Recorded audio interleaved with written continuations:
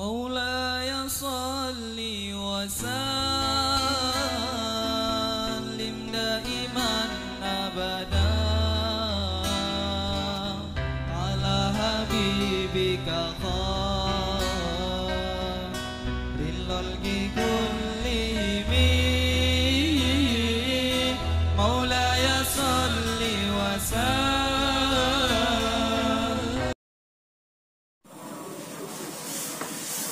Bismillahirrahmanirrahim. Assalamualaikum warahmatullahi wabarakatuh. Nahmaduhu wa nusalli wa nusallimu ala rasulil karim, amma ba'du. Apa kabar sahabat Mulkan Azam channel yang saya hormati, juga insyaallah dimuliakan oleh Allah dan Rasulullah. Pada kesempatan kali ini insyaallah saya akan membahas tentang salah satu amaliyah, yaitu Dalailul Khairat. Dalailul Khairat ini dinisbatkan kepada Syekh Muhammad Sulaiman Al-Jazuli. Dia salah seorang aulia Allah yang berperang, yang memiliki peringkat menurut para ulama di zamannya itu seorang yang kutub zamani, ya, puncak daripada kewalian di masa tersebut, ya, mana beliau itu pun berkholwat sekitar 12-14 tahun, ya. Untuk apa? Untuk membuat salah satu amalan Dalailul Khairat, yaitu khusus kitab wirid yang membaca, yang dalamnya itu ada doa dan meminta untuk istiqomah bersalawat kepada Rasulullah Shallallahu Alaihi Wasallam, yang dibaca dengan kaidah kadiah dari mulai Senin, Selasa, Rabu, Kamis, Jumat, Sabtu, Minggu, kembali ke Senin lagi, ya. Itu beritiba, ya, dari salah satu keterangan hadis Rasulullah, yaitu al-halul murtahil, amal yang paling bagus, ya, dalam itu al-halul murtahil. Ketika ditanya oleh para sahabat, yaitu membaca Al-Quran ketika sudah sampai surat An-Nas, dia langsung membaca doa, tentunya kembali lagi ke surat Al-Baqarah sampai kepada ayat Umul Muflihun, ya. Terus setelah itu baca doa khataman Quran, ya. Itu sama dalil pun dari Senin, ya, kembali ke Senin, dan ada Senin lagi, jadi Senin kembali ke Senin. Salah satu wirid salawat yang itiba, ya, itiba kepada al-halul murtahil. Makanya ada Dalail Quran juga, ya. Kalau ini ada Dalail Quran itu membaca berapa manjilah, ya, sehingga 1 minggu hatam. Kalau ini kita bicaranya baca dalailnya dulu, ya, baca kitab salawat dalailnya, ya. Jadi salawat ini salah satu amalan yang paling utama, ya, karena kita meminta kepada Allah agar menurunkan rahmat, maghfirah, ya, agar apa? Agar Rasulullah Shallallahu Alaihi Wasallam ini diberikan rahmat yang khusus oleh Allah, dan secara nggak langsung rahmat tersebut pun akan diterima oleh kita juga yang menyampaikan salawat, ya. Jadi ada salawat dalail, ya. Isinya itu selama beliau berkholwat itu jadi bukan berduaan dengan non-muhrim, ya. Kholwat itu berduaan taqarrub dengan Allah, ibadah tanpa bertemu dengan manusia. Di zaman tersebut banyak yang melakukan kholwat seperti itu, ya. Dan dalam kholwatnya ini beliau ini, ya, mendapat derajat mukasyafah juga kepada rohani Rasulullah, sehingga didiktekanlah, ya, bacaan-bacaan dari dalail tersebut, ya, yang Senin, yang Selasa, yang Rabu. hakikatnya memang secara kasar itu langsung oleh Allah pun sama diberikan secara ilhami ya. Loh, kenapa saya ilham, kan bukan nabi ya. Ya kalau kita lihatlah di surat An-Nahl itu ada lebah pun Allah perintahkan untuk membuat sarang ya, sehingga dia itu tahu mana bunga-bunga yang bisa dihinggapi untuk jadi madu. Itu Allah ilhamkan kepada lebah. Jadi silakan sahabat buka tafsir tentang surat An-Nahl ya. Nahl itu lebah ya. Jadi hewan juga diberikan ilham. Masa orang yang taqarrub ke Allah diberikan ilham ya, tapi bukan sebagai dia itu ilham menambah syariat, menambah hukum agama, bukan seperti itu ya. Dan Muhammad Sulaiman ketika selesai menyelesaikan kitab Dalail ya, beliau pun sempat ada keraguan bagaimana kitab ini bisa tersebar, sedangkan saya ini hanyalah manusia biasa. Padahal begitu banyak futuh yang diberikan oleh Allah ya, diberikan oleh rohani Rasulullah ketika mengarang kitab ini. Dan ternyata karena ketakutan beliau, dia pun melempar kitab Dalail ini ke sungai ini yang dilempar. Karena apa? Khawatir akan memberi mudarat ya. Setelah jarak 1 tahun, beliau lewat lagi ke tempat tersebut. Ketika sungai tersebut lokasinya pas ketika dia melempar beda sholat di lokasi dia melempar kitab Dalail tersebut. Ketika dia ke sana, begitu kagetnya terperanjat, ternyata kitab itu selama 1 tahun sudah dia lempar ya, airnya pun deras ya, tintanya pun sudah kopurasat ya, sudah nggak ada gambarnya gitu kan, ada tulisannya di kertas tersebut.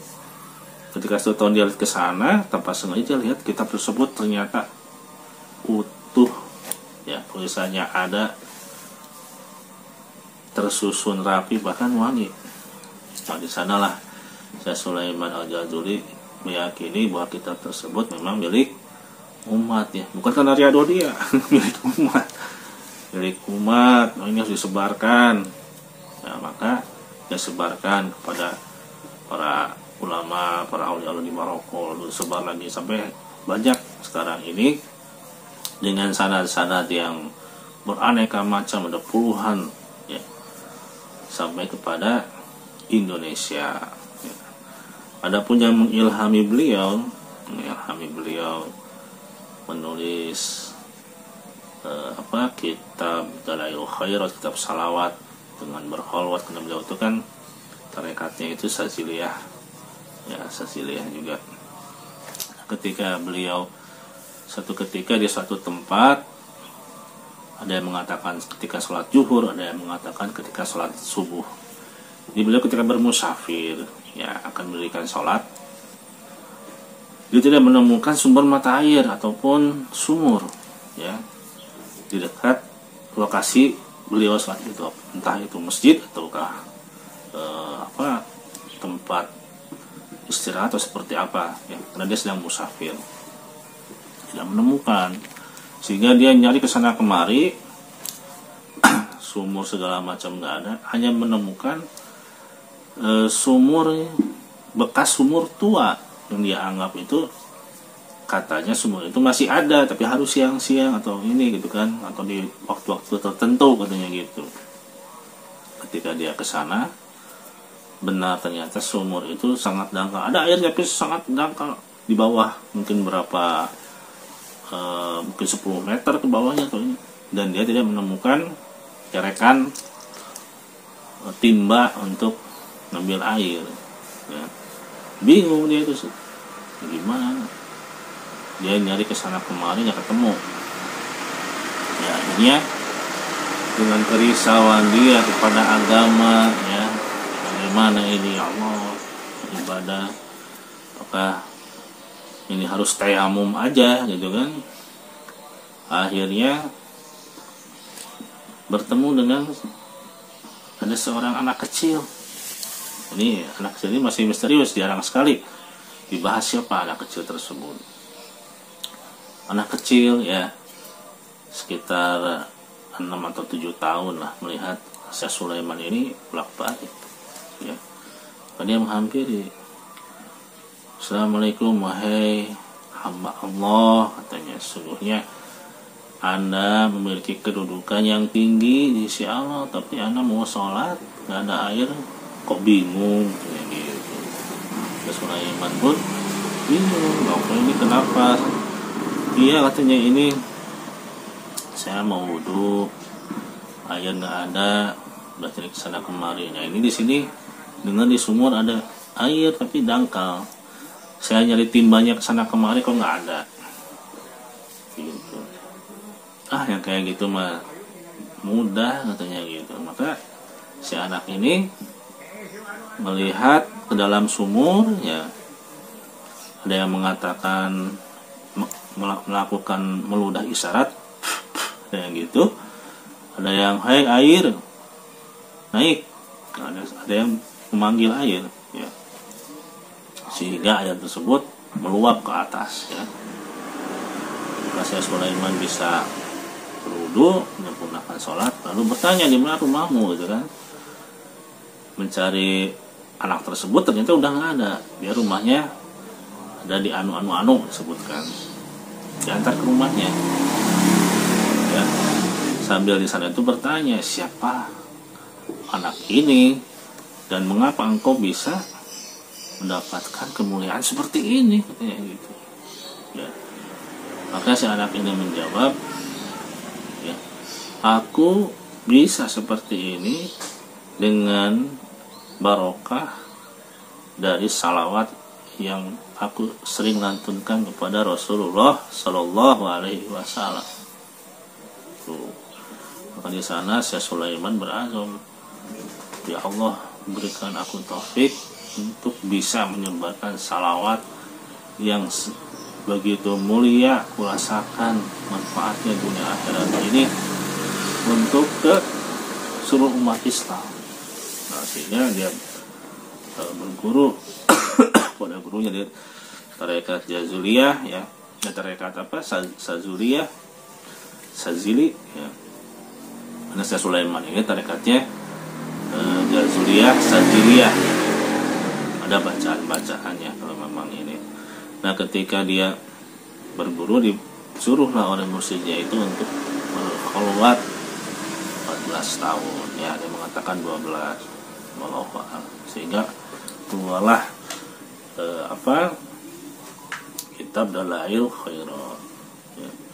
Nah ini insya Allah kalau rekan para sahabat ya senang dengan salawat, banyak manfaat-manfaat yang bisa kita dapatkan, walaupun bukan tujuan kita ya mendapatkan manfaat-manfaat tersebut di dunia, tapi dengan keberkahan itu insya Allah Allah berikan juga ketika masih di dunia.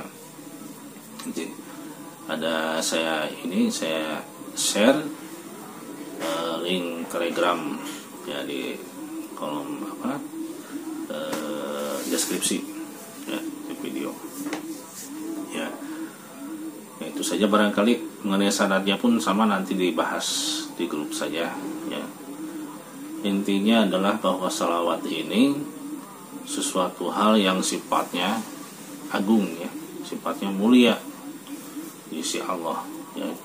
Sehingga sholat pun tidak sah tanpa bersalawat kepada Rasulullah dan ahli keluarganya.